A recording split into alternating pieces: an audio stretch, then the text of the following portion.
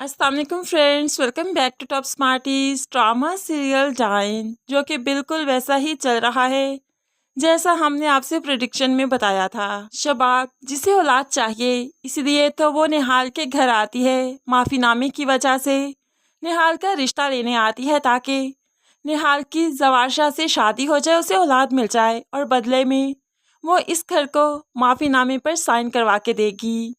अब यहाँ पर माँ को ये बात बुरी नहीं लगी। वो तो निहाल का अच्छी जगह पर शादी करना ही चाहती थी। उसे मालूम ही नहीं कि निहाल को शबाब कुछ अरसे के लिए ही जवारशा की बीवी बनाना चाहती है। तभी तो माँ अपने लालच में आकर इस रिश्ते के लिए हाँ करती है। हाँ ना भी करती तो मजबूरन उसे शादी तो करना ही पड़नी थी। लेकिन यहाँ पर निहाल बजिद है कि वह जवारशा से शादी नहीं करेगी। तो बदले में माँ कहने लगी, तुम्हारे बाप की जिंदगी का सवाल है, वो बच जाएगा वरना वो मर जाएगा।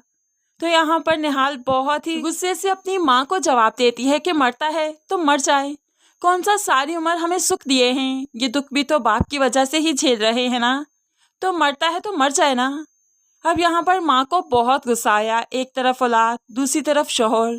वैसे तो उस शोहर से अच्छा बंदा ऐसे ही जी ले, लेकिन यहाँ पर शकील अंसारी को छुड़वाना माँ की जिद बन चुकी है। इसलिए तो निहाल के मुंह पर जोरदार थप्पड़ मार दिया। तुम अपने बाप के बारे में ऐसे बात कैसे कर सकती हो?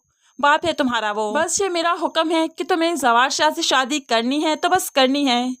अब यहाँ पर निहाल मजबूर हो जाएगी, वो ये निकाह कर लेगी।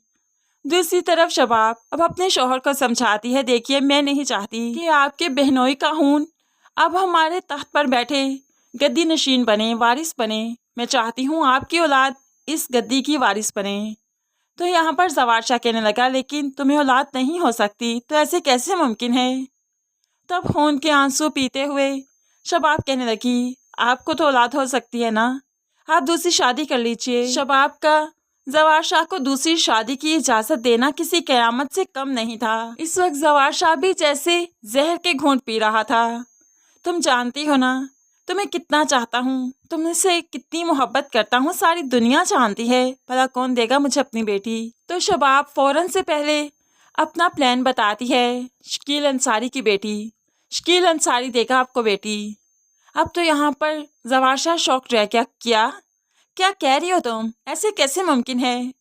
अब यहाँ पर शबाब अपना प्लान बताती है। शकील अंसारी को माफ़ी चाहिए, उसकी बेगम को माफ़ी चाहिए और हमें बच्चा चाहिए। सिंपल सी बात है जवारशा, कुछ अरसे के लिए, जवारशा चंद महीनों के लिए तुम्हें निहाल से निकाह करना होगा, बच्चा पैदा करना होगा।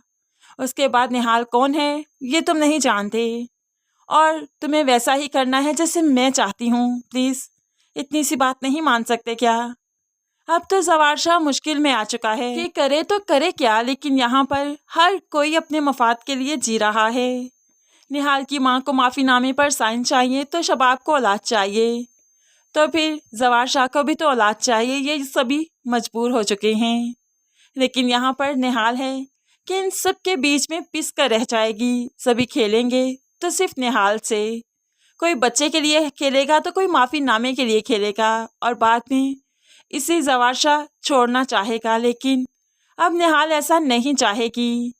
जैसे जैसे शबाब कहती जाए वैसे वैसे निहाल करती जाए। अब वो मुमकिन नहीं, क्योंकि अब निहाल की अपनी औलाद हो चुकी होगी और औलाद को खोने के डर से अब वो मासूम निहाल नहीं रही, बल्कि अब वो डाइन बन जाएगी और डाइन बनकर अपना ऐसा रूप धारेगी कि जवारशा उसे चाहकर भी छोड़ नहीं पाएगा। बेशक औरत जब अपने शौहर की मोहब्बत हासिल करने पर आती है ना, फिर जो भी रूप धार ले वो उसके लिए जायज़ है। और यहाँ पर निहाल अपने शौहर के मुताबिक मोर्स कोड बन जाएगी, उसके दिल में उतर जाएगी। इस तरह से जवारशा निहाल को नहीं छोड़ना चाहेगा और निहाल भी अपने बच्चे की खातिर जवारशा से अलैदगी नहीं चाहेगी।